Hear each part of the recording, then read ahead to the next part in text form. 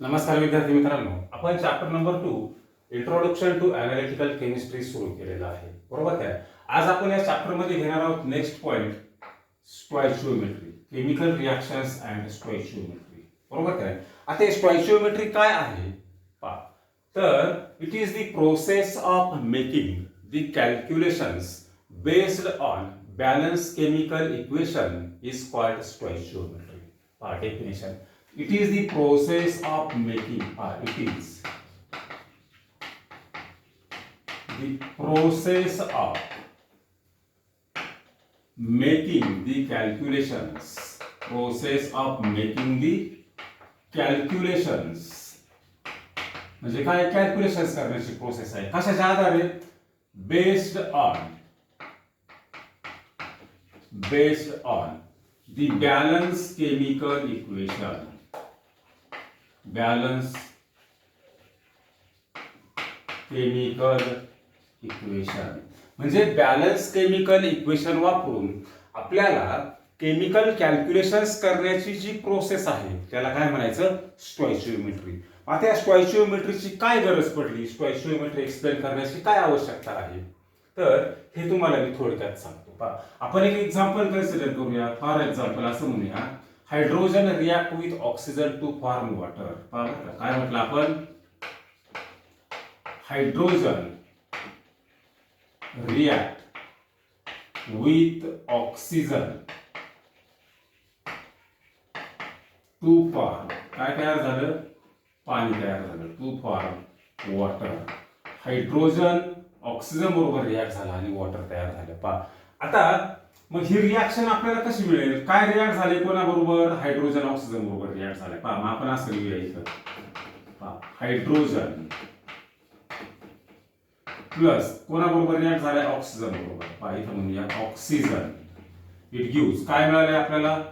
Water मिळाले. आता आपण काय केले तर जे रिॲक्टंट आणि प्रॉडक्ट आहेत तर यांची आपण सरळ सरळ नावं लिहिलेली आहेत. बरोबर काय? परंतु आपल्याला याच्यात असं दिसतं का किती हायड्रोजन किती ऑक्सिजन बरोबर रिॲक्ट झालाय, किती वॉटर तयार झाले, आपल्याला असं काहीच कळत नाही या इक्वेशन वरून. बरोबर. मग आपल्याला काय करायचं तर आपण याचे केमिकल फॉर्म्युलेज देऊ. पहा हायड्रोजनचा फॉर्म्युला काय आहे? H2. हायड्रोजन काय ॲटॉमिक स्वरूपात आढळतो? H2 प्लस ऑक्सिजनचा काय आहे? O2. बरोबर की नाही? पहा आणि वॉटरचा काय आहे? H2O. पहा आता आपण हे त्याचे केमिकल फॉर्म्युले लिहिले, रिॲक्टंट आणि प्रॉडक्टचे केमिकल फॉर्म्युले लिहिले. आता आपल्याला हे केमिकल इक्वेशन मिळालं, पण हे इक्वेशन बॅलन्स दिसतंय का? नाही. पहा बरं का, इकडे 2 हायड्रोजन इकडे 2 हायड्रोजन, हायड्रोजन बॅलन्स आहे. मात्र ऑक्सिजन पहा, इकडे 2 ऑक्सिजन इकडे एकच ऑक्सिजन, ऑक्सिजन बॅलन्स नाही. म्हणजे हे काय? Unbalance chemical equation. बरोबर काय? आता आपल्याला याच्यावरून आपल्याला परफेक्ट सांगता येतं का किती हायड्रोजन किती ऑक्सिजन बरोबर रिॲक्ट झालाय? नाही. एखादा असा म्हणेल का 1 ग्रॅम हायड्रोजन आहे 1 ग्रॅम ऑक्सिजन बरोबर रिॲक्ट झाला 1 ग्रॅम वॉटर तयार झालं. बरोबर काय? असं आपल्याला म्हणता येईल का? नाही म्हणता येणार. बरोबर की नाही? का तर हे इक्वेशन बॅलन्सच नाहीये. बरोबर की नाही? पहा मग स्टॉइचियोमेट्रीची काय गरज पडली? पहा बरं का, आता सपोज आपण इथे ॲटॉमिक मासचा विचार केला. पहा बरं का, काय केला? ॲटॉमिक मासचा विचार केला. हायड्रोजनचा ॲटॉमिक मास एका ॲटमचं 1 ग्रॅम, 2 ॲटमचं 2 ग्रॅम. पहा 2 ग्रॅम हायड्रोजन आहे. इथं ऑक्सिजनचं एका ॲटमचं मास 16, 2 ॲटमचं 32. पहा म्हणजे इथे किती आलं? 32 ग्रॅम. बरोबर. आणि वॉटर किती तयार झाले? पहा हायड्रोजनचं 2 हायड्रोजनचे 2, एका ऑक्सिजनचं 16, किती झाले? तर 18 ग्रॅम. आता इथं तुमचं काय लक्षात येतंय का रिॲक्टंट टोटल किती आहे? तर 34 ग्रॅम आहे. पहा हे 32 अधिक 2 34. प्रॉडक्ट मात्र किती तयार झालाय? 18 ग्रॅमच तयार झालाय. म्हणजे इथं law of mass conservation satisfy होतोय का? तर नाही होत. काय? लॉ ऑफ मास कॉन्झर्वेशन इथं सॅटिस्फाय होत नाही. म्हणजे काय? Mass of reactant not equal to mass of product. रिॲक्टंटचं जेवढं मास आहे तेवढा प्रॉडक्ट तयार होतोय का? नाही होत. म्हणजे आपल्याला ही रिॲक्शन काय करावी लागणार आहे? बॅलन्स करावी लागणार आहे. पहिला मुद्दा. बरोबर केलाय? म्हणजे आपल्याला ही रिॲक्शन बॅलन्स करावी लागते. म्हणजेच काय करावं लागतं तर त्या रिॲक्शनची आपल्याला स्टॉइचियोमेट्री लिहावी लागते. बरोबर केलाय? पहा रिॲक्शन का बॅलन्स करावं लागते? मास of reactant and mass of product is not same. बरोबर का?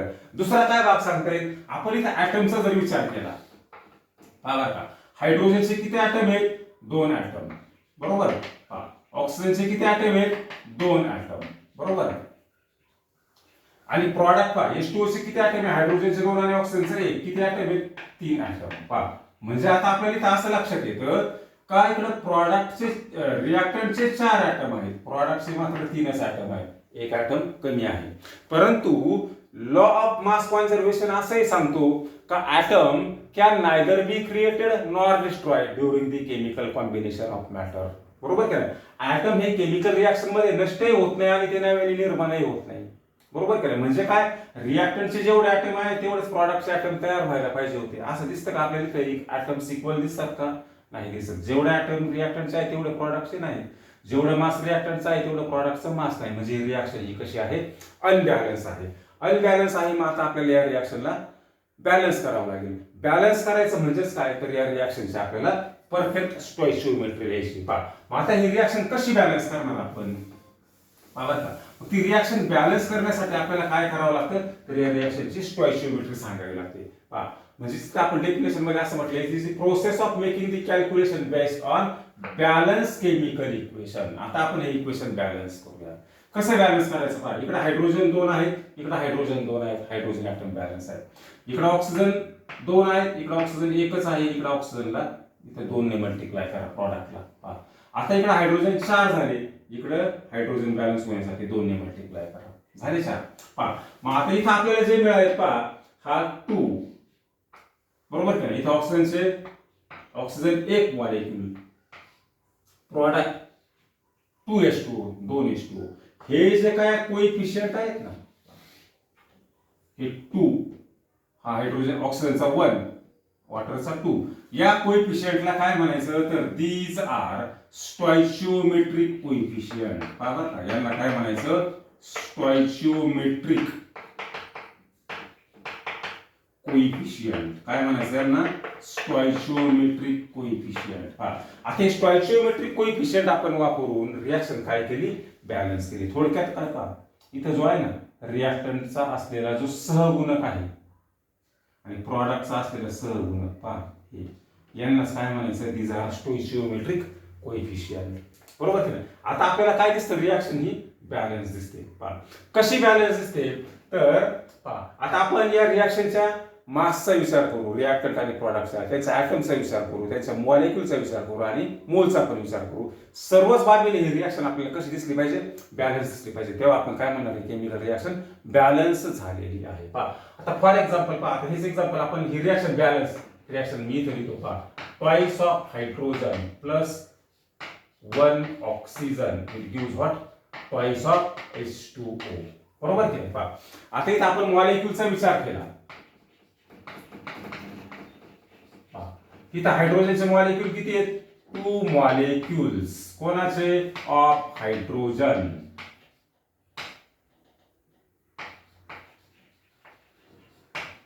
इथं ऑक्सिजनचं काय? 1 मॉलिक्यूल आहे. इथं काय म्हणायचं? 1 molecule of oxygen. It gives what? 2 molecule. वॉटरचे किती मिळाले? 2 मॉलिक्यूल्स ऑफ वॉटर. बरोबर का? म्हणजे हे जे स्टॉइचियोमेट्रिक कोइफिशियंट आहेत यांना आपण काय म्हणणार? तर these are number of molecules असंही आपल्याला म्हणता येईल.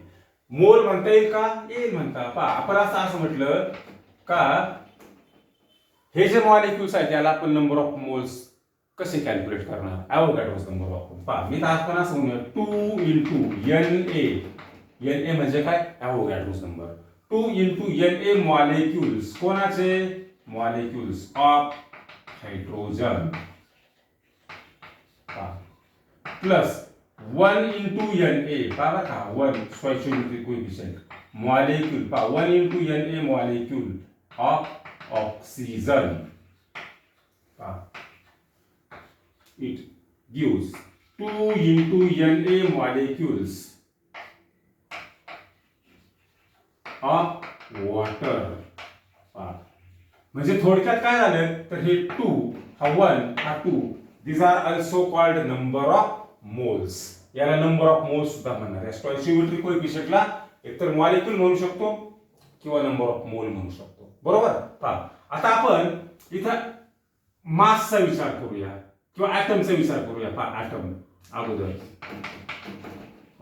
आता केमिकल रिएक्शन मध्ये रिएक्टंट आणि प्रॉडक्ट यांचे ऍटम पण कसे राहायला पाहिजे, इक्वल राहायला पाहिजे. बरोबर काय. म्हणजे ऍटम नव्याने निर्माण होत नाही किंवा तो नष्ट होत नाही लॉ ऑफ मास कॉन्झर्वेशन वरून. बरोबर. पहा आता इथे हायड्रोजनचे किती ऍटम आहेत, 2 मॉलिक्यूल आहेत, 4 ऍटम आहेत हायड्रोजनचे, 4 ऍटम्स. कोणाचे, of hydrogen.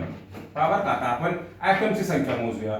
4 atoms of hydrogen plus ऑक्सिजनचे किती ऍटम आहेत, 2 ऍटम. काय म्हणायचं इथं, 2 atoms of oxygen. बरोबर. It gives. पहा आता हायड्रोजनचे 4 ऍटम, ऑक्सिजनचे 2 ऍटम, टोटल ऍटम किती मिळायला पाहिजे आपल्याला, 6. इथं पहा एका H2 मॉलिक्यूल मध्ये 3 ऍटम दिसतात, 2 हायड्रोजन आणि 1 ऑक्सिजन. 2 मॉलिक्यूल मध्ये किती असतात, 6. एकामध्ये 3 ऍटम, 2 मॉलिक्यूल मध्ये 6 ऍटम. इथं काय म्हणायचं, 6 ऍटम्स. याच्यामध्ये काय तर 4 हायड्रोजनचे आहेत आणि 2 ऑक्सिजनचे आहेत. बरोबर की नाही. पहा म्हणजे इकडे रिएक्टंटचे जेवढे ऍटम्स आहेत 6, तेवढेच प्रॉडक्टचे आपल्याला ऍटम मिळतात. म्हणजे काय, रिएक्शन कंप्लीट बॅलन्स आहे. बरोबर की नाही. मासचा विचार करूया आपण. फॉर एक्झाम्पल आता आपण मासचा विचार करूया. पहा हायड्रोजनचं एका ऍटमचं वजन 1 ग्रॅम, 4 ऍटमचं 4 ग्रॅम. बरोबर. ऑक्सिजनच्या एका ऍटमचं वजन 16, 2 ऍटमचं किती, 32 ग्रॅम. बरोबर की नाही. पहा आता इथे H2O मध्ये पहा एका मॉलिक्यूलचं वजन, पहा हायड्रोजनचं इथे किती आहे, 2, ऑक्सिजनचं 16, किती झाले, 2 आणि 16 18. एका मॉलिक्यूलचं 18, 2 मॉलिक्यूलचं 36. पहा 36 ग्रॅम. बरोबर की नाही. पहा म्हणजे आता इथे आपल्याला काय दिसतं, पहा रिएक्टंटचं मास किती आहे, 36 ग्रॅम. प्रॉडक्टचं मास किती आहे, 36 ग्रॅम. म्हणजे मास ऑफ रिएक्टंट आणि mass of product are always equal. बरोबर की नाही. पहा म्हणजे रिएक्शन कशी आहे, ही बॅलन्स आहे. ही काय झाली तर या केमिकल रिएक्शनची स्टॉइचियोमेट्री. बरोबर की नाही. अशी स्टॉइचियोमेट्री आपल्याला प्रत्येक रिएक्शनची सांगता यायला पाहिजे. आणि या स्टॉइचियोमेट्रीवरूनच आपण काय करणार आहोत तर न्यूमेरिकल्स काही सॉल्व्ह करणार आहोत. पहा मग या स्टॉइचियोमेट्री मध्ये आपण इथं महत्वाचा भाग काय सांगितला का, रिएक्शन आपल्याला बॅलन्स करावी लागते. का तर law of conservation of mass satisfy होण्यासाठी. म्हणजे mass of reactant mass of product equal आले पाहिजे. म्हणजे काय तर number of atoms of reactant is always equal to number of atoms of product. आणि त्यासाठी आपण काय करतो, रिएक्टंट आणि प्रॉडक्टला एका ठराविक फॅक्टरने मल्टिप्लाय करतो. आणि ते फॅक्टर म्हणजेच काय तर दीज आर कॉल्ड स्टॉइचियोमेट्रिक कोएफिशियंट्स. बरोबर की. पहा तर याचा तुम्ही एक स्क्रीनशॉट घ्या म्हणजे आपल्याला या स्टॉइचियोमेट्रीवर न्यूमेरिकल्स घेता येतील.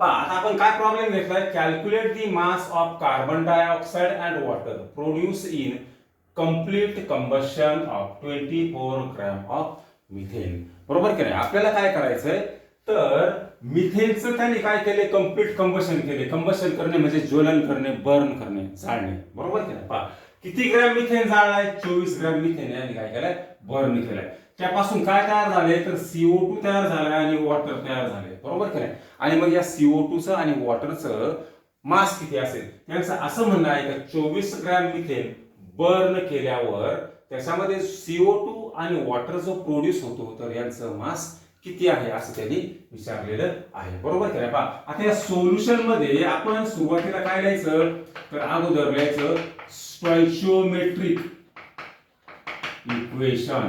पहा बरं का, हे स्टॉइचियोमेट्रिक इक्वेशन म्हणजे काय, it is the balance chemical equation. पहा आता त्यांनी काय बर्न केलंय, मिथेन बर्न केलाय. पहा मिथेनचा सर्वांना फॉर्म्युला माहिती आहे. पहा मिथेन CH4 गॅस. पहा आता कोणताही कंपाऊंड जेव्हा बर्न करतो तेव्हा तो कोणाबरोबर रिॲक्ट होतो, व्यवस्थित लक्षात ठेवायचं. कोणताही कंपाऊंड आपण जेव्हा बर्न करतो, जाळतो तर तेव्हा तो ऑक्सिजन बरोबर रिॲक्ट होतो. कोणाबरोबर रिॲक्ट होतो, ऑक्सिजन. पहा आता इथे मिथेन काय आहे तर हा हायड्रोकार्बन आहे. म्हणजे हायड्रोजन आणि कार्बनचं कंपाऊंड आहे. आणि कोणतंही हायड्रोकार्बन जाळल्यानंतर काय तयार होतं लक्षात ठेवायचं, CO2 आणि वॉटरच तयार होतं, दुसरा प्रॉडक्ट आपल्याला मिळत नाही. पहा CO2 प्लस H2O. बरोबर की नाही. पहा आता इथं आपल्याला मिथेन बर्न केलाय CO2 आणि H2O हा प्रॉडक्ट मिळालाय. ही रिॲक्शन आपल्याला बॅलन्स दिसते का? नाही. मग बॅलन्स करावी लागेल. पहा अगोदर काय बॅलन्स करायचं? बॅलन्सचा पण सिक्वेन्स समजून घ्या. कार्बन अगोदर बॅलन्स करायचे, बरोबर का? पहा लेफ्ट साइडला कार्बन किती आहेत? 1. राईट साइडला 1 कार्बन बॅलन्स आहे. नंतर हायड्रोजन बॅलन्स करायचे. पहा बरं का, हायड्रोजन लेफ्ट साइडला 4, इकडे 2, इथं 2 ने मल्टिप्लाय करा, 2 दुने 4 हायड्रोजन झाले, 4 हायड्रोजन ॲटम्स. पहा आता ऑक्सिजन पहा, इकडे राईट साइडला 2 आणि हे 2, 4 ऑक्सिजन ॲटम आहेत. इकडे किती आहेत? 2च आहेत. मग 4 येण्यासाठी इथं 2 ने मल्टिप्लाय करा, 2 दुने 4 झाले, बरोबर की नाही? पहा म्हणजे आता ही काय झाली आपली बॅलन्स केमिकल इक्वेशन किंवा त्याला स्टॉइचियोमेट्रिक इक्वेशन. पहा आता आपण इथे यांचं ॲटॉमिक मास लिहित जाऊया प्रत्येक रिॲक्टंट आणि प्रॉडक्टचं, बरोबर की नाही? पहा मग कार्बनचं ॲटॉमिक मास 12, हायड्रोजनचं 4, किती झालं? मिथेनचं ॲटॉमिक मास 16. पहा बरं का, 16 gram methane. 16 gram methane burn केला. पहा आता हे ऑक्सिजन, एका मॉलिक्यूलचं वजन पहा बरं का, एका ॲटमचं वजन 16 आहे आणि एक मॉलिक्यूल म्हणजे हा O2 मॉलिक्यूल याचं वजन किती आहे? 32. पहा बरं का, इथे किती आहे? 2 मॉलिक्यूल आहे ऑक्सिजनचे. पहा बरं का, हे 2 O2 मॉलिक्यूल म्हणजे 4 ॲटम आहे. एक तर काय करा, याला 4 ने मल्टिप्लाय करा किंवा याला 2 ने मल्टिप्लाय करा, सेमच येणार आहे. किती येणार? 64, बरोबर की नाही? पहा म्हणजे किती? तर 64 ग्रॅम ऑफ ऑक्सिजन, बरोबर. पहा आता CO2 किती तयार झालाय? पहा कार्बन 1, ऑक्सिजन 2. पहा कार्बनचा ॲटॉमिक मास 12, ऑक्सिजनचं 16 दुने 32, 32 आणि 12 44 ग्रॅम काय झालाय? CO2 तयार झालाय. प्लस H2O किती ग्रॅम H2O तयार होईल? पहा इथं एका H2O मॉलिक्यूलचं वजन पहा, हायड्रोजनचे 2, ऑक्सिजनचे 1, 16. पहा 16 आणि 2 18, एका मॉलिक्यूलचं वजन 18, दोघांचं किती होणार? 36 ग्रॅम, बरोबर की नाही? तर काय झालं आपले हे स्टँडर्ड आपले त्याचे मास दिले, मॉलिक्युलर मासेस. पहा आता या इक्वेशनवरून आपल्याला असं लक्षात येतं का 16 ग्रॅम जेव्हा आपण मिथेन बर्न करतो तेव्हा 44 ग्रॅम CO2 तयार होतो आणि 16 ग्रॅम मिथेन जेव्हा बर्न करतो तेव्हा 36 ग्रॅम H2O तयार होतो. पहा मग आता आपण इथे एक स्टँडर्ड इक्वेशन लिहूया. काय लिहायचं स्टँडर्ड इक्वेशन? तर पहा इथे आपण असं म्हणूया, सिन्स काय 16 ग्रॅम, पहा 16 ग्रॅम ऑफ मिथेन, पहा का 16 gram of methane on combustion, त्याचं ज्वलन केलं, ऑन कंबशन. पहा का 16 gram of methane on combustion किती देतोय? CO2 it gives 44 gram of CO2, बरोबर की नाही? पहा हे काय झालं आपलं स्टँडर्ड इक्वेशन. 16 ग्रॅम मिथेन जाळल्यावर 44 ग्रॅम आपल्याला CO2 मिळतो. मग त्यांचं काय म्हणणं आहे का 24 ग्रॅम मिथेन जाळल्यावर किती CO2 मिळेल असं म्हणणं आहे ना. मास ऑफ CO2 विचारले. पहा मी इथं काय म्हणायचं, देअरफॉर पहा बरं का 24 ग्रॅम ऑफ मिथेन, पहा बरं का 24 gram of methane on combustion, पहा बरं का 24 gram of methane on combustion gives how much gram of CO2, किती ग्रॅम CO2 दिली. इथं हाऊ मच म्हटल्यावर का तुम्ही याला एक्स पण म्हणू शकता, काही फरक पडत नाही. एक्स ग्रॅम ऑफ CO2 असं म्हटलं तरी चालेल. आता काय करायचंय, 16 ग्रॅम मिथेन जाळला 44 gram CO2, 24 gram methane burn केला किती ग्रॅम CO2 मिळेल असं विचारले. काय करणार आहे असं थोडक्यात क्रॉस मल्टिप्लिकेशन, बरोबर नाही? पहा आता क्रॉस मल्टिप्लिकेशन पहा कसं करणार. तर आपल्याला काय इथे मास ऑफ CO2 विचारले. पहा ग्रॅम ऑफ CO2 म्हणजे how much gram of CO2 म्हणजे काय मास ऑफ CO2. मी इथे काय म्हणायचं, देअरफॉर पहा मास ऑफ CO2, पहा मास ऑफ CO2 पहा किती येणार आहे क्रॉस मल्टिप्लिकेशन.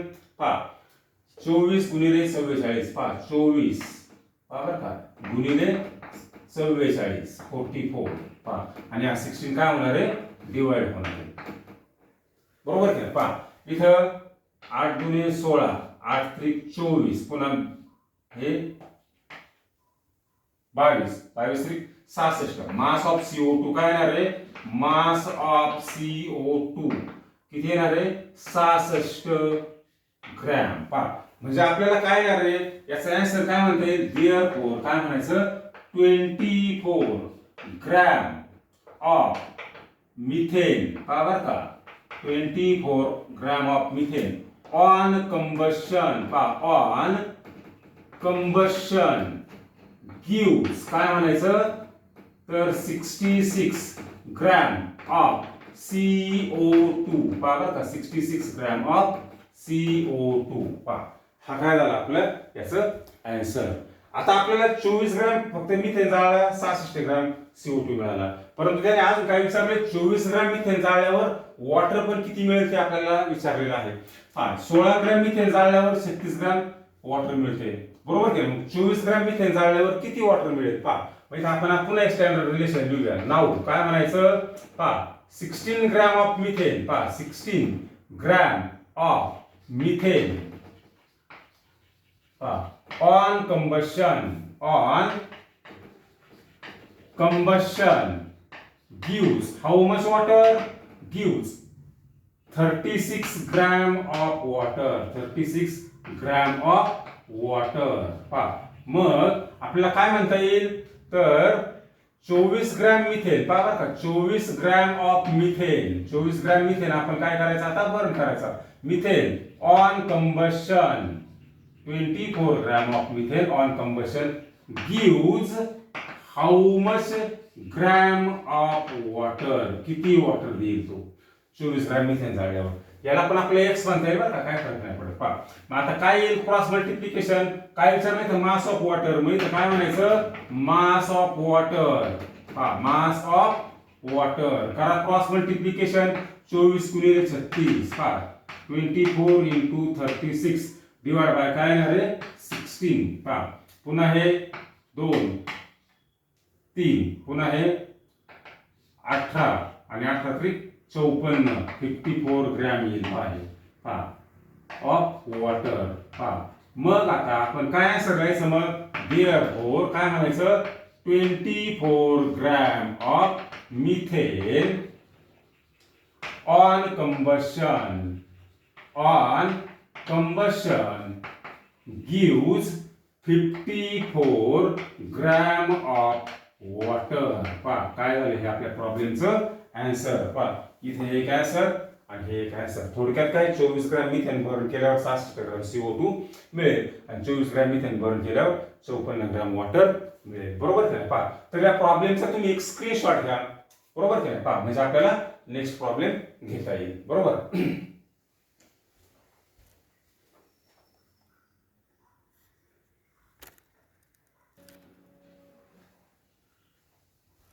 आता आपण प्रॉब्लेम नंबर 2 काय विचारलं इथं how many litre of oxygen at STP required to burn completely 2.2 gram of propane.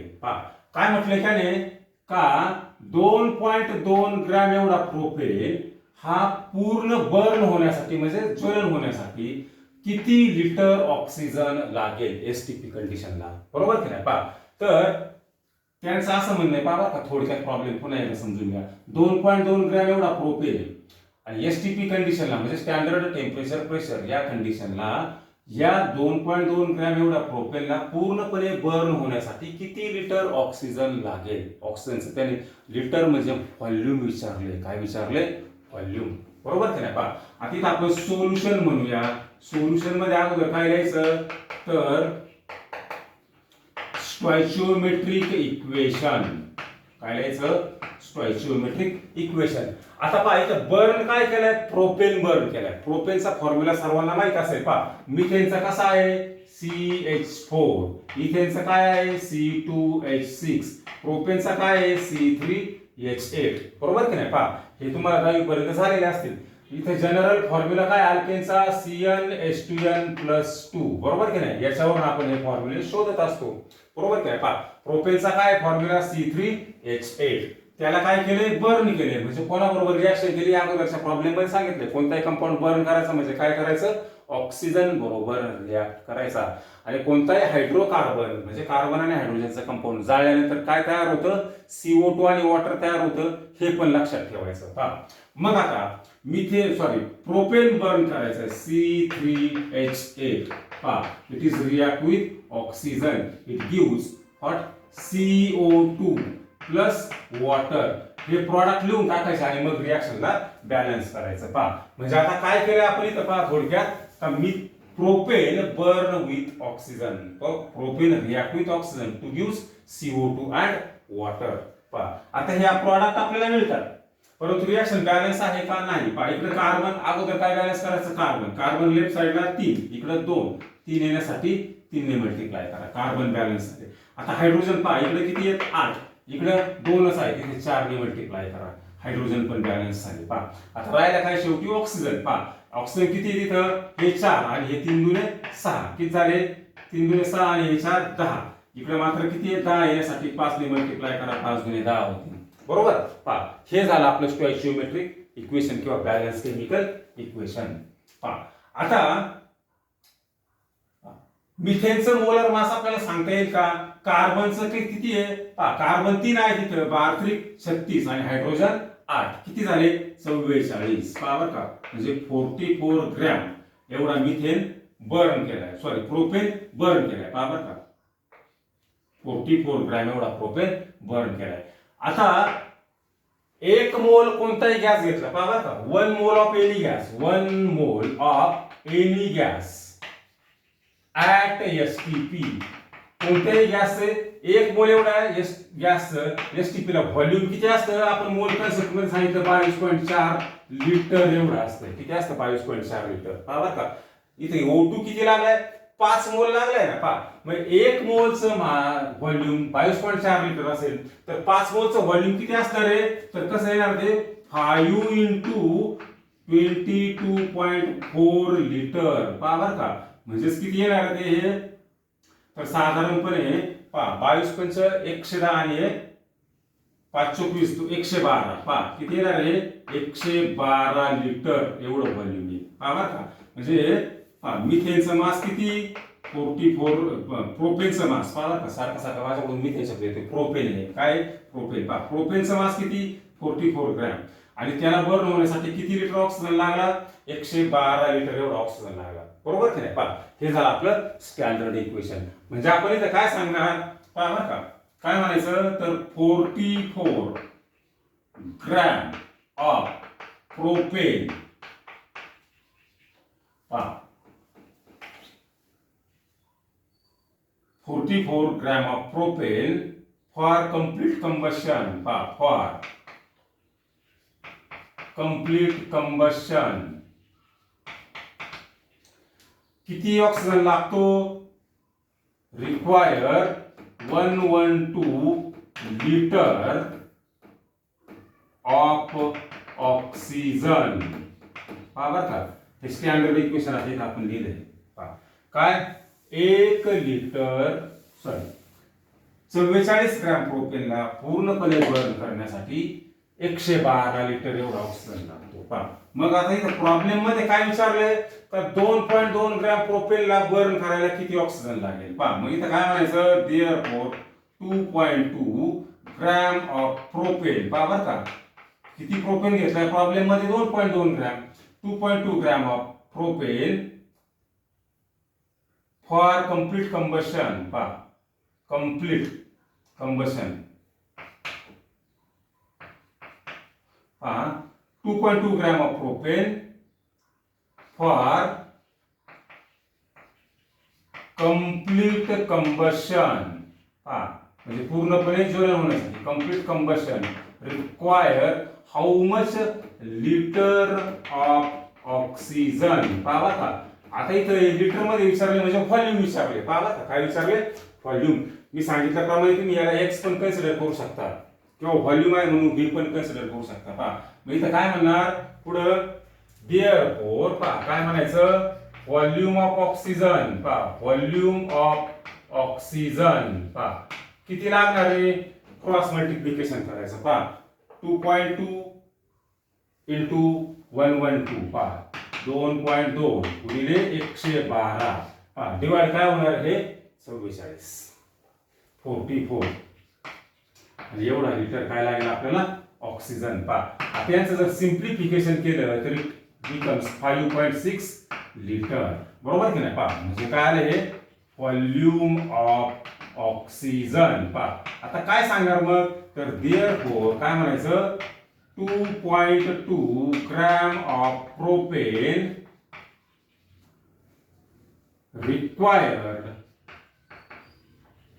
काय म्हणायचं 5.6 लिटर ऑफ ऑक्सिजन कशासाठी फॉर कंप्लीट कंबशन पूर्णपणे ज्वलन होण्यासाठी फॉर कंप्लीट कंबशन बरोबर की नाही पहा हा झाला आपला सेकंड प्रॉब्लेम पहा म्हणजे आपल्याला व्हॉल्यूम पण शोधता यायला पाहिजे आणि मास पण शोधता यायला पाहिजे बरोबर की नाही पहा हे व्हॉल्यूम कसं घेतलंय एका मोलचं व्हॉल्यूम एसटीपी कंडिशनला किती असतं 22.4 मग 5 मोलचं किती येणार 112 इथं जर समजा 2च मोल असतं तर किती आलं असतं 44.8 बरोबर का त्यानुसार आपल्याला या व्हॅल्यू बघायचं 44 ग्रॅमला प्रोपेनला पूर्णपणे बर्न होण्यासाठी 112 लिटर ऑक्सिजन लागतो मग 2.2 ग्रॅम प्रोपेनला पूर्ण बर्न होण्यासाठी पूर्ण ज्वलन होण्यासाठी किती लिटर ऑक्सिजन लागेल इथं आपण हाऊ मच म्हटल्यावर तर क्वेश्चन मार्क आहे आणि तेच व्हॉल्यूम आहे त्याला इथं व्हॉल्यूम ऑफ ऑक्सिजन आपण पुढे घेतलेलेच आहे याला तुम्ही एक्स पण म्हणू शकता किंवा व्हॉल्यूम ऑफ ऑक्सिजन व्ही पण म्हणू शकता बरोबर याप्रमाणे प्रॉब्लेम सॉल्व्ह करायला